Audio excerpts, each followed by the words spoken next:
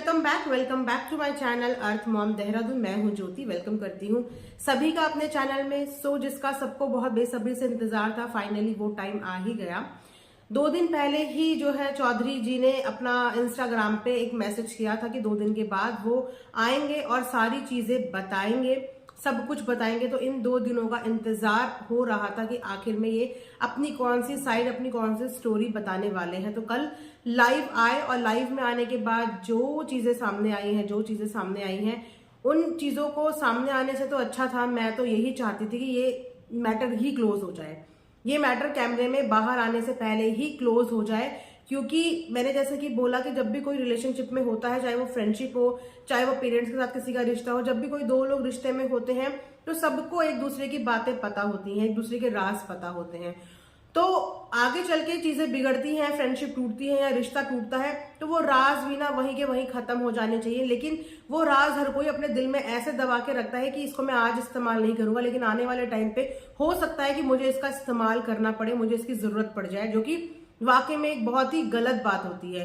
आप लोग एक टाइम पे कितनी अच्छी फ्रेंडशिप शेयर करते थे, तो आप लोगों को एक दूसरे के राज जो है ना, एक दूसरे की बातें जो है वो दिल में रखनी चाहिए थी। अगर बात करें चौधरी पे, तो देखो इन्होंने शुरुआत करी, इस चीज को कोई डिनाई नहीं कर सकता। एक फैमिली कंट्रोवर्सी चल रही थी, वो आज चलती, कल चलती, परसों चलती, उसके बाद सिमट जाती और पैचअप हो जाता। लेकिन इनका जो टोंट मारने का नेचर है ना, देखो जो नेचर है वो है, टोंट मारने का नेचर है ना, वहां से जो है इनकी तरफ डायरेक्शन गया, इनको हेट मिलने लगी, लोगों ने इनको पॉइंट आउट करना शुरू करा। क्योंकि वही बात हो गई ना कि बेगानी शादी में अब्दुल्ला दीवाना, जहां पे कोई भी व्लॉगर बीच में इंटरफेयर नहीं कर रहे थे, सबके दोस्त होते हैं, लेकिन किसी भी अदर फेलो यूट्यूबर ने आके, व्लॉगर ने आके इस बारे में कोई भी टीका टिप्पणी नहीं दी, कोई भी टॉन्ट नहीं मारा।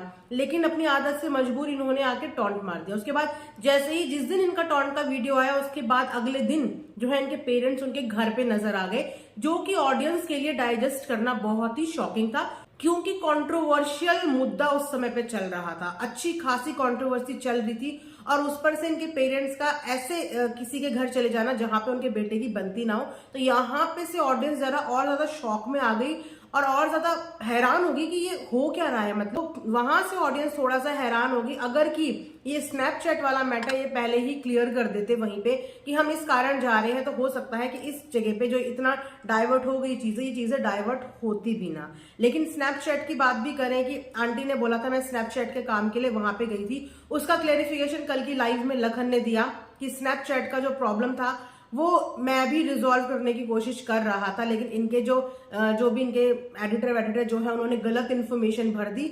और अगर उसका सोल्यूशन लेने के लिए ये मुंबई तक पहुंच गए तो मुझे दिखाओ कि इसका क्या सोल्यूशन ये लोग निकाल के लाए, क्योंकि उसका कोई सोल्यूशन था ही नहीं। जो डिटेल्स चली गई वो डिटेल्स चली गई, ऐसा कुछ उन्होंने बताया। इतना टेक्निकली मुझे भी नहीं पता, पर जो लखन ने बताया मैं वो आपको बता रही हूँ। उसके अलावा जो बात वहां से चौधरी फैमिली ने बोली, वो बात भी बहुत ज्यादा चौंकाने और हैरान करने वाली थी। चौधरी फैमिली भी 2-3 दिन के बाद आई और उनका बोलना ये था कि उन्होंने 2 दिन का टाइम इसीलिए लिया क्योंकि वो ट्रैवल पे थे। या ये सब लोगों ने देखा कि वो लोग बाय कार आए हैं, आई थिंक मुंबई से वो लोग बाय कार आए हैं, और टाइम लगता है मुंबई से क्योंकि बहुत दूर है। अगर कि वो अपने होम टाउन आए हैं रुड़की, तो रुड़की से मुंबई बहुत दूर पड़ता है, और उनके साथ बच्चे भी थे। तो 2 दिन का टाइम उन्होंने इस वजह से लिया क्योंकि उनके पापा जो है वो घर पे अकेले थे, और जिस तरीके की नेगेटिविटी उनको मिल रही थी, जिस तरीके की कमेंट्स उनको मिल रहे थे, उससे उनके पापा जो है वो मेंटली परेशान हो रहे थे क्योंकि वो अकेले थे। लेकिन अकेला बंदा थोड़ा सा डर भी लगता है, और उनकी एज भी ज्यादा है।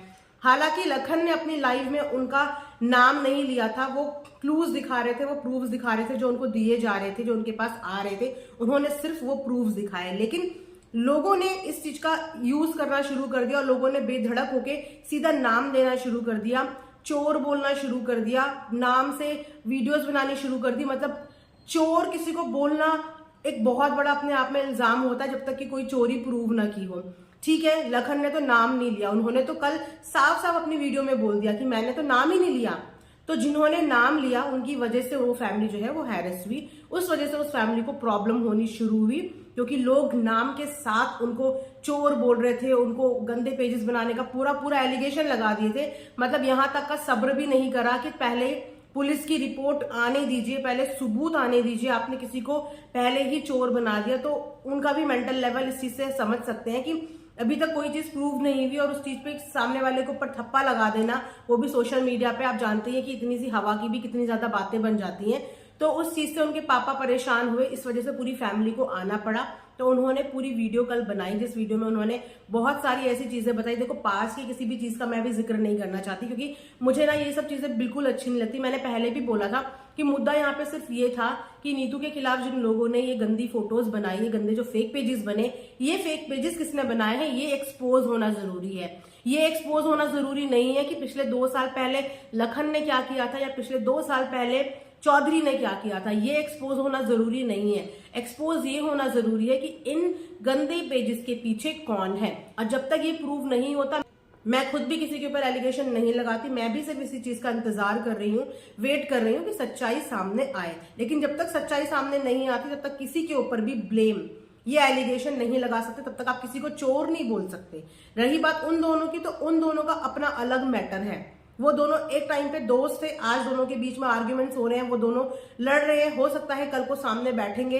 1.5 साल दोस्ती रही है यार, 1.5 साल दोस्ती में कुछ तो इमोशनल, कुछ तो सॉफ्ट कॉर्नर एक दूसरे के साथ वो लोग रखते होंगे। आज आमने सामने नहीं, लेकिन आई एम श्योर जब आमने सामने एक दूसरे को फेस करेंगे ना, तो सब चीजें क्लियर हो जाएंगी उनके बीच में भी, क्योंकि उनके बीच में भी ये मैस क्रिएट किया गया है। क्योंकि अगर इन दोनों को लड़ना ही होता, एक दूसरे को एक्सपोज ही करना होता, तो 1.5-2 साल तक सब चुप बैठे थे।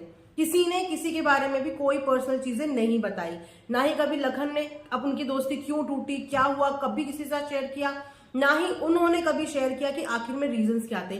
सब दोनों के दोनों एक दूसरे की बातें अपने दिल में दबा के बैठे थे। तो इन लोगों को उकसाया गया है और ये बोले कि इनकी किस्मत खराब थी कि गलत टाइम पे गलत लोगों से के साथ इंटरेक्शन हुआ और वहां से चीजें बिगड़ गई। वही बात है ना कि फैमिली मैटर में बीच का बंदा घुसा और सब चीजें एक तरफ, और लड़ने के लिए आज आमने सामने हो गए हैं लखन और चौधरी। तो ये जो चीजें हैं ना, ये बहुत मेसी हुई हैं, ये बहुत गलत हुई हैं, जो कि होनी नहीं चाहिए थी।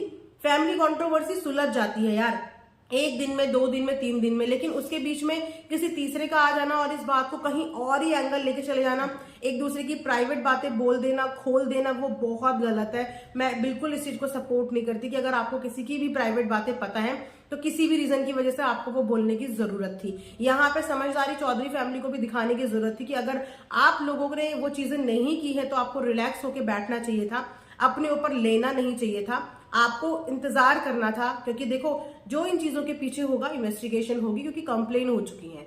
हवाई फायर करने का अब कोई मतलब ही नहीं है, क्योंकि कंप्लेन हो चुकी है, पुलिस इन्वेस्टिगेट कर देगी और इनका कोई नाम नहीं होगा तो इनको टेंशन लेने की जरूरत नहीं थी, ठीक है। और वहां से लखन ने तो पूरा फुल नाम लिया ही नहीं था। और ऐसे लोगों को भी मैं बोलना चाहूंगी जो एकदम से कुछ चीजें सुन के, जिस बंदे ने नाम ही नहीं लिया, आपने उस बंदे का नाम भी अज्यूम कर लिया और उसके नाम का प्रचार प्रसार भी करना शुरू कर दिया, उसको ठप्पा दे दिया कि हाँ वो चोर है, रिजल्ट आने का इंतजार नहीं किया। तो ये चीज भी गलत होती है कि एकदम से कंक्लूजन पे पहुंच जाना। थोड़ा सा ठंड रखिए, थोड़ा सा इंतजार कीजिए चीजों का। हो सकता है कि आते आते इन दोनों के बीच में जो प्रॉब्लम है वो रिजॉल्व हो जाए, और रिजॉल्व होनी भी जरूरी है, क्योंकि दोनों की ही मेंटल स्टेटस के लिए चीजें सही नहीं है।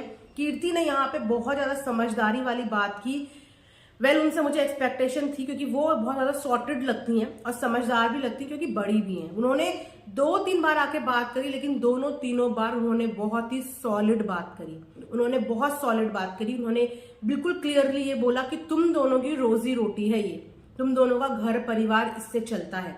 आज तुम दोनों लड़ रहे हो आपस में, तो दोनों के मेंटल लेवल पे इस चीज का क्या असर पड़ रहा होगा ये दोनों जानते हैं। डिस्टर्ब होता है इंसान, भले ही कैमरे के सामने दोनों हंसते मुस्कुराते एटीट्यूड के साथ आ जाएं, लेकिन दोनों ही बैक कैमरा स्ट्रेस में होंगे, डिप्रेस होंगे। तो इससे इन दोनों की चीजों को फर्क पड़ रहा है, इनके कंटेंट को फर्क पड़ रहा है, और इनका रोजी रोटी सोशल मीडिया से ही है। इन लोगों का कोई बैकअप बिजनेस नहीं है, बैकअप कुछ नहीं है। तो किसको नुकसान हो रहा है? दोनों को नुकसान हो, क्योंकि दोनों भिड़ गए हैं, भिड़वा दिए गए हैं, मिसअंडरस्टैंडिंग हो गई है, ये बोले पेशेंस की कमी हो गई है। तो कीर्ति दीदी ने बहुत सटीक ये बात बोली, अगर दोनों को समझ में आए तो फिर इन बातों पे गौर जरूर करना। एक बार फिर से कीर्ति दीदी की बोली हुई बात को रिपीट मोड में सुनना, और उस बात में सच्चाई है। और अगर समझ आए तो इस मैटर को जल्दी से जल्दी सोशल मीडिया से खत्म करो, चीजें आने का इंतजार करो और पीछे से बात करो, आगे बात मत करो, क्योंकि आप दोनों की लड़ाई में शब्द किसी और के निकल रहे हैं, दिल की बातें किसी और की निकल रही हैं, क्योंकि अगर विवेक को इनको बदनाम करना होता तो बहुत पहले कर लेते, और अगर लखन को विवेक को करना होता तो लखन भी बहुत पहले कर लेते। लेकिन इन दोनों ने अपने रास्ते एक दूसरे से अलग कर लिए थे, सेपरेट रास्ते कर लिए थे। हाँ, ये गलत हैबिट है विवेक की कि वो टोंट मारते हैं, जो कि उन्हें नहीं मारनी चाहिए। हमेशा टोंटबाजी से कुछ नहीं होता कि हवे में आप बिल्कुल चल रहे हो कि कोई फर्क नहीं पड़ता। भाई साहब, फर्क पड़ता है, और खासकर जब किसी का गलत वक्त चल रहा हो, वो किसी परेशानी में हो, तो आपकी एक एक टोंट ना छुरी की तरह चुभती है, छुरी की तरह चुभती है। तो इस आदत को इंसान को चेंज करने की जरूरत है। उन्हें लगता है कि सामने वाले को टोंटिंग समझ में नहीं आ रही, बट सामने वाले को सब कुछ समझ में आती है। सोशल मीडिया है, आपके सबके फैन बेस बने हुए हैं। अगर आप किसी दूसरे बंदे के लिए कुछ बोलोगे तो उसके फैंस आप पे अटैक करेंगे ही, आपको हेट कमेंट्स करेंगे ही, नेगेटिव कमेंट्स करेंगे ही, और उससे फिर फर्क पड़ना शुरू हो जाता है। तो मैं यही एक्सपेक्ट करती हूँ कि जब तक चीजें सामने नहीं आती क्लियर तरीके से, सबूत के साथ, क्योंकि प्रूफ्स अभी दोनों में से किसी ने नहीं दिए। दोनों ने एक दूसरे की बहुत बातें बोली हैं, लेकिन प्रूफ्स किसी ने भी नहीं दिए। तो ये दोस्त रहे हैं एक टाइम पे, तो उस दोस्ती को थोड़ा सा याद करके इस मैटर को ऑफ कैमरा सॉल्व करने की जरूरत है, जब तक कि सच्चाई सामने नहीं आती। और मैं अभी भी यही बोलूंगी कि नीतू के खिलाफ जिसने वो बनाया था उस पर तो देखो एक्शन होना बनता है, क्योंकि अगर किसी ने हेट में और नफरत में, नासमझी में भी ये चीजें बनाई हैं, तब भी उसको इस चीज का एहसास होना बनता है कि कोई छोटी मोटी बात नहीं होती। आप किसी भी लड़की का फोटो, किसी भी लड़की का नाम इस तरीके से यूज, इस्तेमाल गंदी तरीके से नहीं कर सकते। तो इस चीज का सबक मिलना चाहिए, और ये चीज ऑडियंस भी इंतजार में रहेगी कि इस चीज के पीछे कौन है।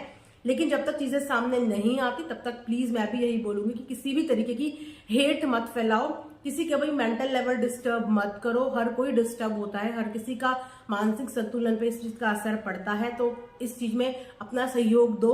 तो बस थोड़ा सा इंतजार करो, थोड़ा इंतजार, और चीजें अपने आप सामने हो जाएंगी। लखन आप सबके साथ शेयर करेंगे, जो भी इन सब चीजों के पीछे होगा आप सबके सामने आ जाएगा। तब तक हेट मत बांटो, तब तक प्यार से आप जिसको देखना पसंद करते हैं उसको देखिए, जिसे देखना पसंद नहीं करते उसको मत देखिए। ये आपकी कॉल है, ये आपकी चॉइस है।